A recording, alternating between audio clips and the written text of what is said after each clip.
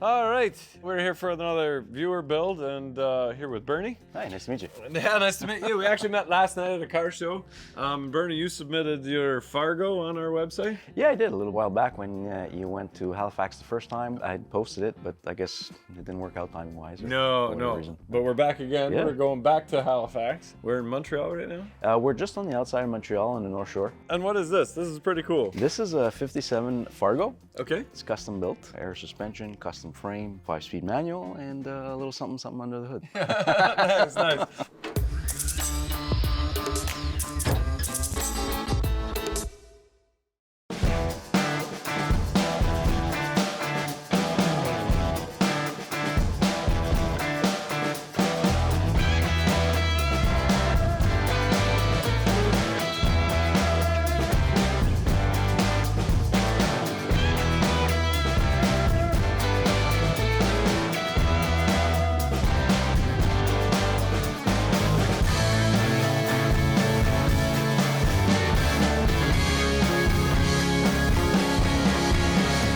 So Fargo is Canada's version of Dodge, same as like Mercury would be to Ford. Exactly. Right? So if you have a Fargo in the United States, you would have had to import it from Canada, right? As far as I can tell, yes, Yeah. because the Fargos were built in Ontario. The Dodge version was built in Detroit. Yes. Yeah. But you still see tons of Dodges in Canada. You do. So how long have you had it? I bought this about 5 years ago. It Okay. was basically just a body, and I bought it from a buddy of mine. He wanted to build it. Life got in the way, and it just sat in the garage. A friend of a friend sent me a picture of it, and he staged it sitting on the floor and just tucked some wheels in the fender.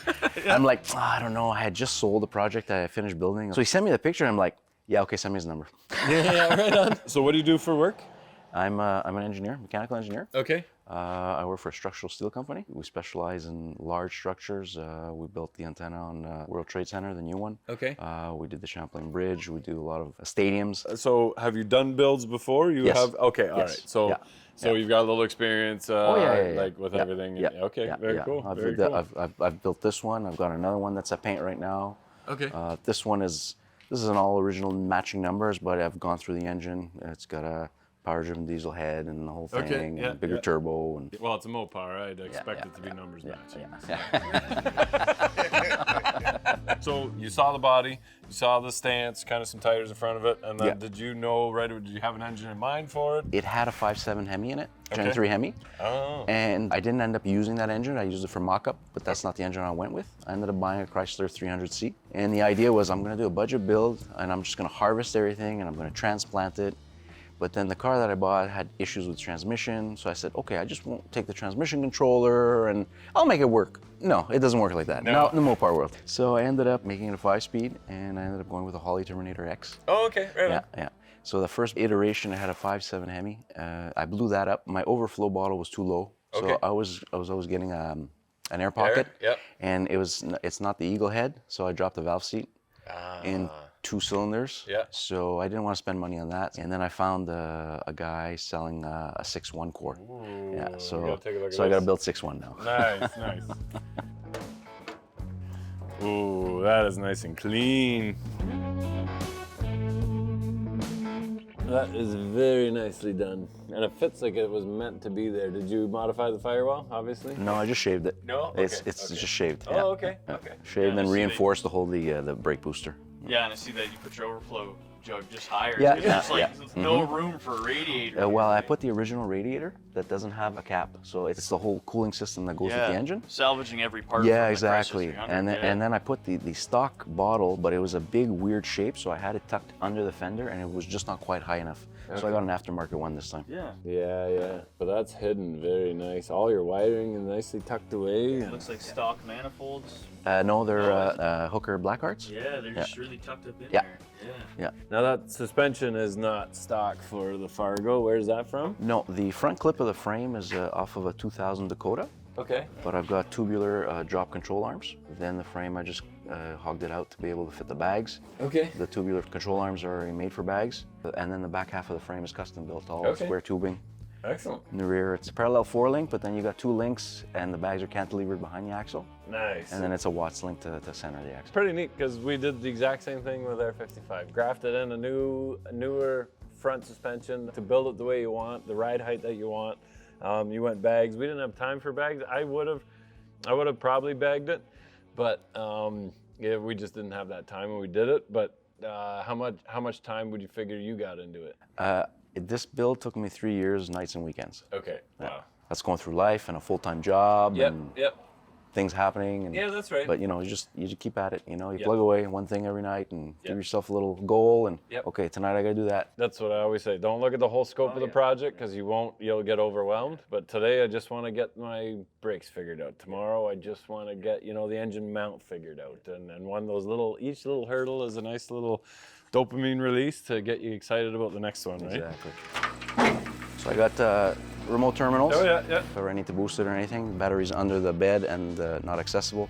And then I put the manual Schrader valves so I can manually fill up the air.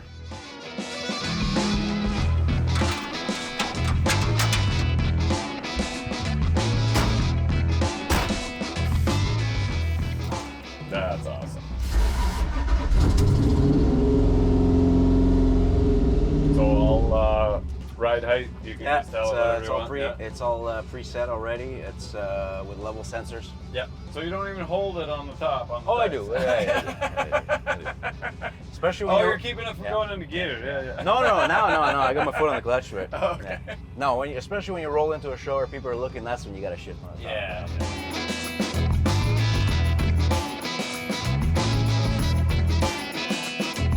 How many miles you got on this thing now? Hard to say. There's no tach, no speedometer, but it's probably at least 5,000-6,000 kilometers on it so far. Okay. Oh, wow. Oh no, I've used it quite a bit.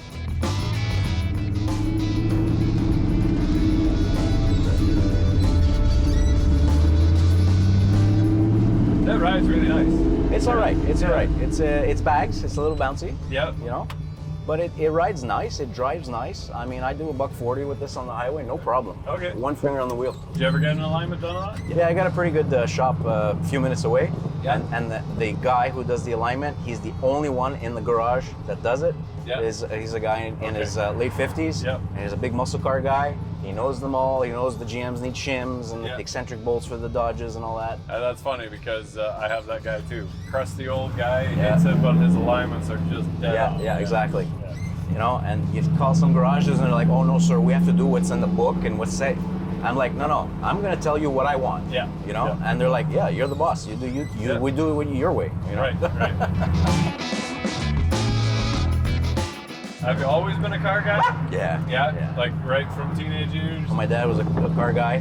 Yeah. Still is. He's semi-retired now. He just went back to work a couple weeks ago.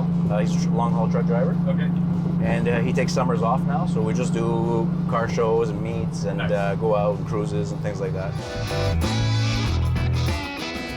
Can we look underneath? Yeah, sure. Yeah, awesome. Let's do we that. can put it in the lift. And a Firebird. You got a little bit of everything. I had a '68 Firebird. Oh, did you? Yep. Oh, cool. That paid for my tape boss mold. Cool. This is a '67 father-son project. Yeah. I see it one way, and he sees it another way. He wants the Pro Street, Yeah. ass jacked Yeah, up. yeah, And yeah. if it was up to me, I would leave it ratty, throw an LS and a 6-speed in it, and be done with it.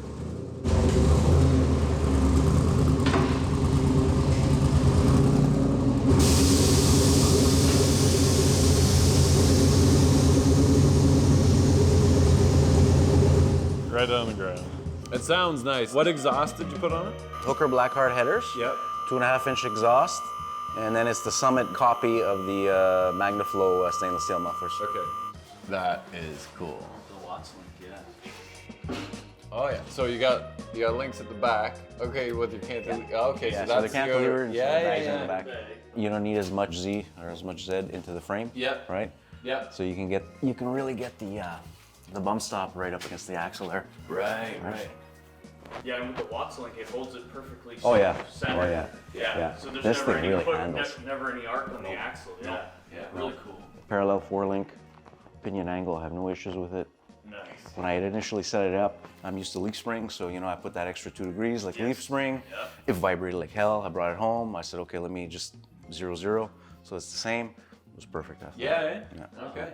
And that's why the raised bed, so that you can tuck it all the way in there. I see. I wanted this to be very discreet and sleeper. So Yeah. I got the raised bed, so I could package everything underneath the bed. So this is your 4-link, so parallel 4-link. He's got one more bar at the back, but then it's cantilever for the airbag. So that's what makes it go up and down.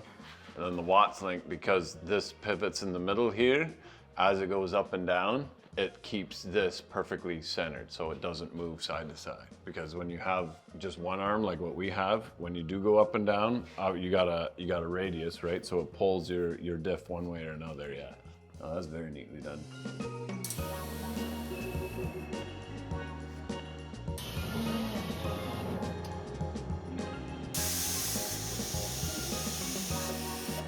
You want us to drain your tank while we're under here?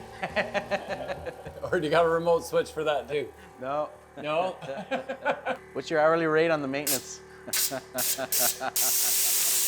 Actually, not too much water came out, you're good. You can see he made all the brackets himself, and there's no plasma cutter, there's no plasma table. It's all done so nicely. Just box tube, C-channel, flat stock. The 4-link looks like it was a kit, but all the braces, all the channel on it, you can tell he did that all himself. He did the whole frame itself, so the whole arch, all the measurements, all of that, just one piece at a time. You fit it, you try it, you modify it, or you toss it and figure out what you learned and start over and do it again, but you can tell it doesn't have to be 100% perfect and chrome dipped and absolutely perfect because it works and he's driving it. I can really respect what's going on in here.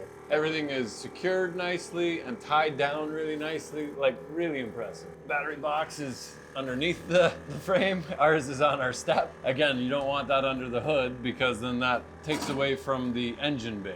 So this is where he grafted the Dakota frame into his frame, and then he's got the custom tubular arms for that. He had to modify this to make the oil pan fit, and then the engine mounts obviously. But other than that, it looks like there's tons of room. And like he's laying frame, like he's right there. That's pretty cool. What transmission is it? It's an NV3500 Oh, okay. out of a OR4 Ram. I harvested it out of that. This whole project, I tried to do in a budget. Yeah. So that's why I started with the Chrysler 300C and I thought I was gonna harvest everything. Transmission, I wanted to do an automatic because my wife really wanted to drive it. Yeah. I brought it to my transmission guy. He goes, yeah, it's gonna need a rebuild. The electronics are fried in it. I said, okay, how much? He goes, best case scenario is like $2,500. I said, forget it, we're not doing it. Yeah. So get onto Marketplace. I found the Ram. The guy wasn't asking much money for it, but it was a parts truck only. It wasn't able to go on the road anymore. And it was myself and another guy bidding on it and calling the seller. I'm like, listen, I got a truck and trailer. I can be in your house in half an hour. I've got cash. Yeah. He goes, okay, come on down. Yeah. So we get there, make the deal. I load the truck, and then he gives me the number of the other guy. He goes, by the way, the other guy, he wants it but doesn't have a trailer, and he wanted it for the cab because the cab was beautiful. The rockers, Okay. the cab corners, it was a crew cab. And I'm like, okay, great. I didn't even unload it. I dropped the transmission straight on my trailer in the driveway over here. Yeah. I called the guy. I go, yeah, I'm so-and-so. You were looking at that Ram. He goes, yeah. So I sold it back to him for the same price. I got the transmission for free. I got a free core.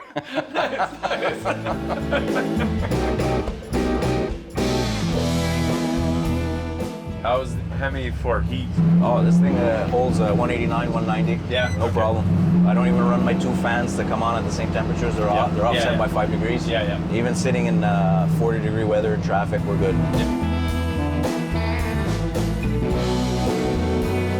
Anything done to the trans to hold up to a built 6.1? I put a ceramic clutch, and I just did new synchros, Okay. and that's it. And the Honestly, 3500's holding up? yeah. Like, do you Yeah. beat on it hard or just? Once in like, a while, but yeah. not too much. But Okay. once in a while. But you know what? I mean, hey, they put it in a 1500. You know, I guess, mean, right? Yeah. You know, and this transmission is very popular with the drifters, Okay. right? Drifting, especially the GM variant to put behind the LS, Yeah. and it holds up. So Okay. I just don't like my pedal. I redid it again last year. Yeah. And I set it up to get all the travel of the cylinder, but I Yeah. don't need that much travel. I want to, So it's up pretty high. yeah, it's up pretty high for absolutely nothing. Yeah. I do want to cut the bracket off this winter and lower it. Yeah. Other than that, would you do anything different? I'd like to put a sway bar. There's no sway bar. Okay. Yeah, I'd like to put a sway bar. With the bags, that's very helpful. Yes. Yeah, that I didn't think I was gonna need it, and honestly, it's not too bad. But I thought with the AccuAir system that monitors and always auto corrects. I thought, oh, you don't need sway bars then. Right, you know? right. It's not bad, but it's not as quick as Yeah. you would need it to be. Right. There's that delay. Yeah. I think with some bolstered buckets and a sway bar, this thing would be pretty mean. Yeah, right. Because it already is now, you know. But Yeah, I'm limited by the bench. That would light up very quick.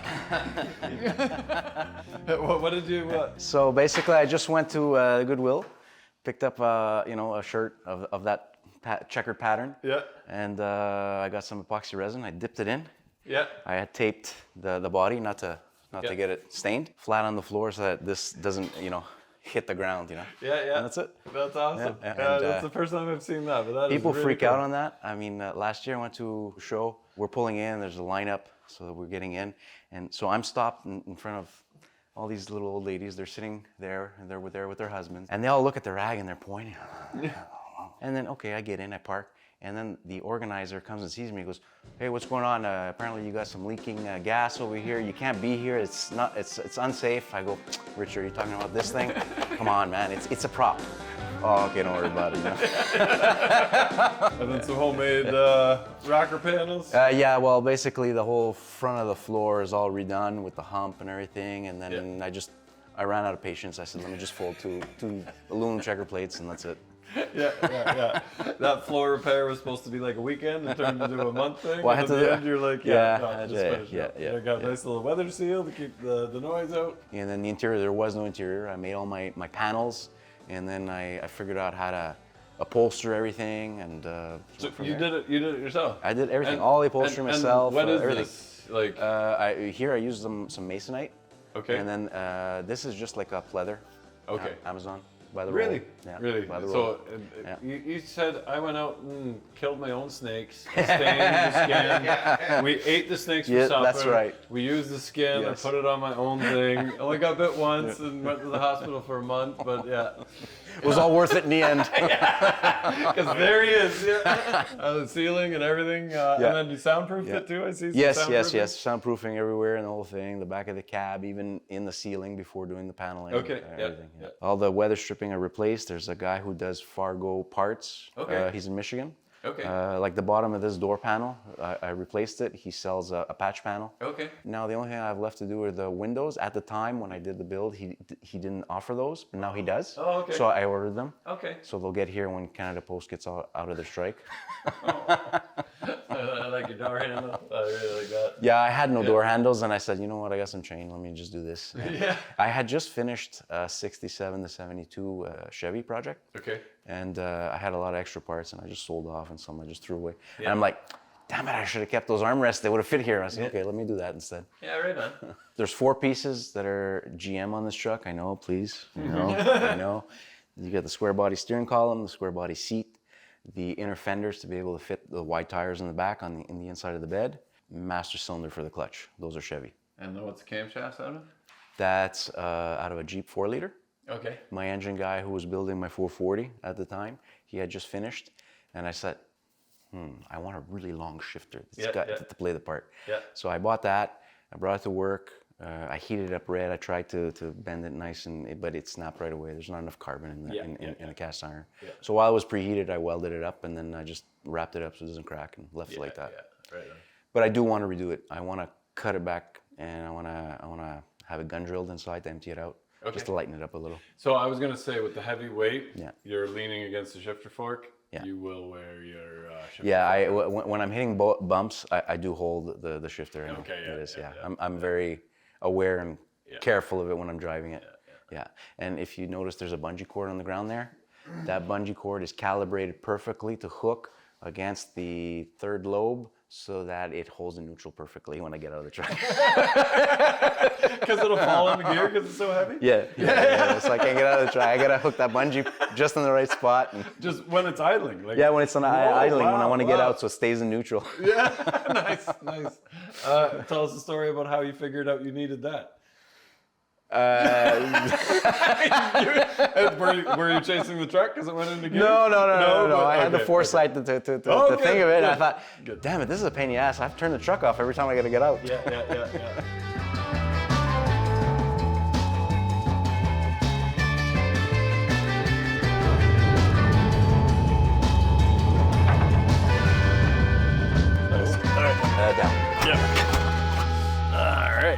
that was pretty awesome. Ride's really nice, and you could daily this, no problem. I take this thing 3 or 4 times a week to work every day. Yeah, nice, nice.